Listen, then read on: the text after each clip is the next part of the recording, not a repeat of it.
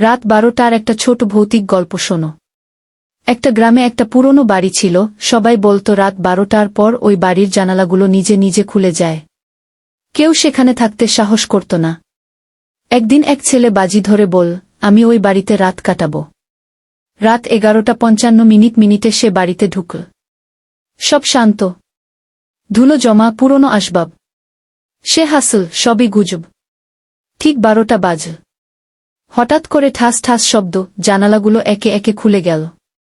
বাতাস নেই, তবুও পর্দাগুলো নড়ছে। ছেলেটা মোবাইলের লাইট জ্বালাল। কিন্তু পর্দায় শুধু তার ছায়া দেখা যাচ্ছে না, আরও একটা ছায়া তার পিছনে দাঁড়িয়ে আছে। সে ধীরে ধীরে ঘুরল, কেউ নেই। সে আবার সামনে তাকাল। এখন আয়নায় দেখা যাচ্ছে তার পেছনের ছায়াটা হাসছে। পরের দিন সকালে গ্রামের মানুষ দেখল বাড়িটা আগের মতোই আছে। কিন্তু ছেলেটার জুতা দরজার সামনে পড়ে আছে। সে আর কখনো ফিরে আসেনি। আর আজও রাত 12টার পর ওই বাড়ির জানালাগুলো খুলে যায়। কারণ কেউ এখনো সেখানে কি থাকে গু। পরদিন সকালে গ্রামবাসীরা যখন সেই পুরনো বাড়িটায় ঢুকল, বাতাসটা তখনও অস্বাভাবিক ঠান্ডা। যেন কেউ ঘরের ভেতর দাঁড়িয়ে আছে, শুধু দেখা যাচ্ছে না। আয়নার সামনে মোবাইলটা পড়েছিল। কিন্তু সবচেয়ে অদ্ভুত ব্যাপার হল, মোবাইলটা নিজে থেকেই অন ছিল, আর স্ক্রিনে বারবার একটাই জিনিস টাইপ হচ্ছিল, আমি এখনো এখানে আছি। গ্রামের এক লোক সাহস করে মোবাইলটা তুলতেই হঠাৎ স্ক্রিনে রাহিমের ছবি ভেসে উঠল। কিন্তু ছবিটা নরমাল না, তার চোখ দুটো পুরো সাদা, আর মুখটা ধীরে ধীরে হাসছে। হঠাৎ ঘরের আয়নাটা আবার কাঁপতে শুরু করল, টিক টিক টিক, যেন কেউ ভিতর থেকে নখ দিয়ে কাচে আঘাত করছে।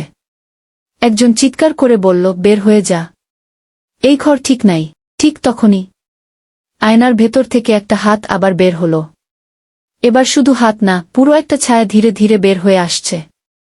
আর বের হতে হতে সে বলল খুব নিচু গলায়, তোমরা সবাই এখানে এসেছ, এবার কেউই আর ফিরে যাবে না। বাতাস হঠাৎ এত জোরে ঘুরতে লাগল যে দরজাটা নিজে নিজে বন্ধ হয়ে গেল। ধপ। সবাই দৌড়াতে গেল, কিন্তু সমস্যা হলো ঘরের সব দরজা এখন আয়নার ভেতরে চলে গেছে। মানে ঘরটা আর ঘর নেই, এটা এখন আয়নার ভিতরের একটা ফাঁদ। হঠাৎ লাইট অন হলো নিজে থেকেই।